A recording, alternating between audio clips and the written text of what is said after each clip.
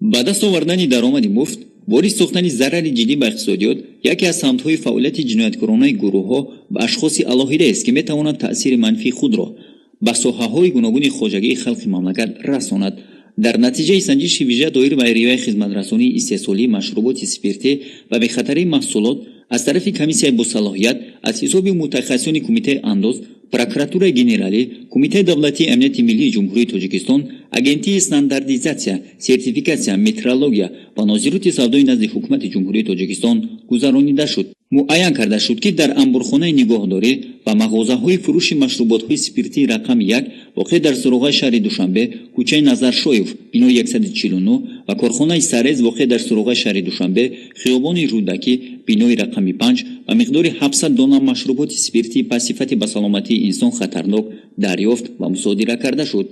محصولات نامبر شده پس صفت به صاحبکار نفسوف بنیاد نظرشویویچ سال تولدش 1982 زاده شهر باختر ولایت ختلان و دیگر شریکان تجارتی او تعلق دارد. نتیجه تشخیص لابراتوری معین نمود که رقم‌های سلسله‌ای اکسیزهای مشروبات اسپریتی خلا بوده، طرز استحصال، نگهداری و شرایط سانیتری گیگینی آنها به طلبات‌ها جوابگو نیست. همزمان محصولات ذکر گردیده از روی صفت استحصال و ترکیب مائع به طلبات‌های حجت معیاری شرط‌های عمومی تکنیکی مشروبات اسپریتی مطابقت نمی‌کند که استعمال آن به سلامتی انسان خطرزا میباشد. باعث تأسف است که صاحبکاری بالاذکر با شریکان تجارتی خود دیده و دانسته با مقصد به دست آوردن درآمد مفت طلبات‌های قانون‌های جمهوری تاجیکستان درباره رعایت حقوق استعمال کنندگان، درباره به خطر محصولات خوراکواری و رگلامنت تکنیکی جمهوری تاجیکستان درباره تمغه‌گذاری محصولات خوراکواری را ویران نموده، مشروبات اسپریتی به تمغه، به صفت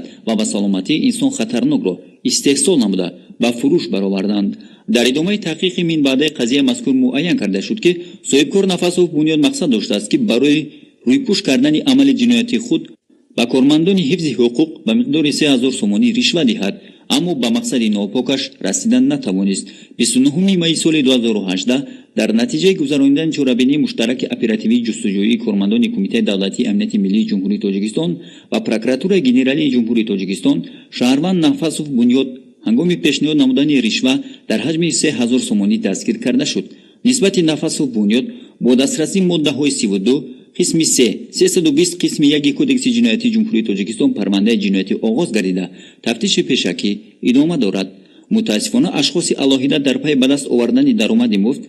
نه تنها ولایت قانون را زیر سوال میبرند، بلکه سلامتی هر یک هموطن خویش را زیر خطر میگذارند. طبیعی است که عمل بد هیچگاه پوشیدن نمیماند و گناهکار حتما در نزد قانون جواب میگوید.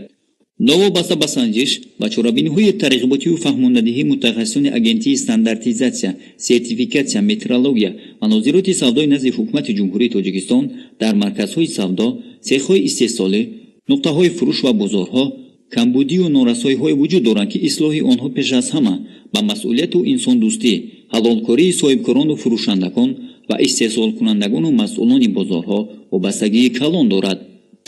در مؤسسه‌های تعلیمی رقم 2 و 11 نوحه 5 ولایت ختلان سمیناری آموزشی و دستوردهی با معلمان فنی، راهبران صنف و اتحادیه‌های